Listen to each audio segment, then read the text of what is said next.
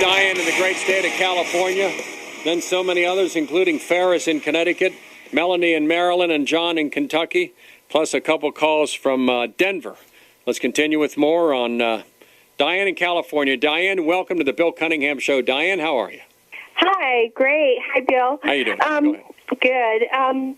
Okay, now we have another bus tour with the purpose being the jobs bill.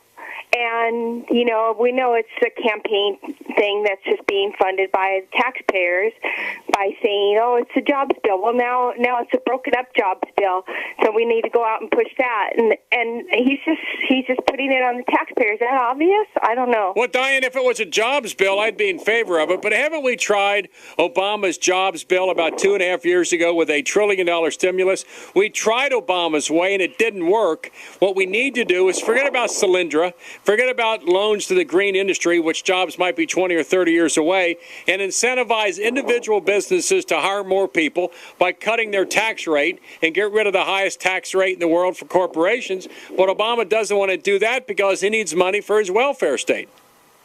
Absolutely. We've tried that. We've tried Obama's approach, and now he wants to double down with it. It didn't work before, and it's not going to work now.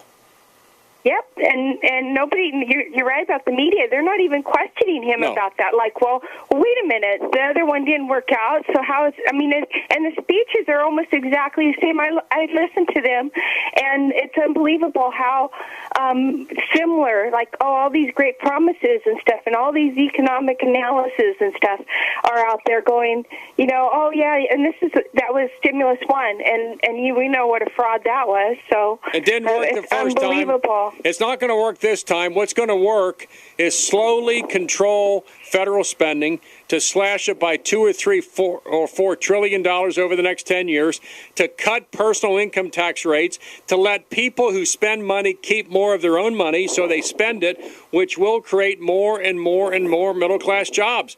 It was the solution that John F. Kennedy tried, and it worked. It was the solution that Calvin Coolidge tried, and it worked. And it was the solution that Ronald Reagan tried, and it worked.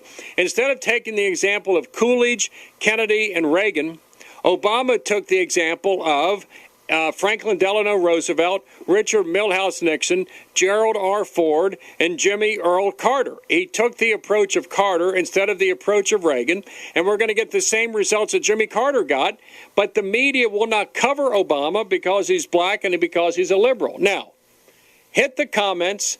This is the typical Obama voter who was interviewed the day after the election in 2008 as to what her expectations were with Obama in the White House. Hit it.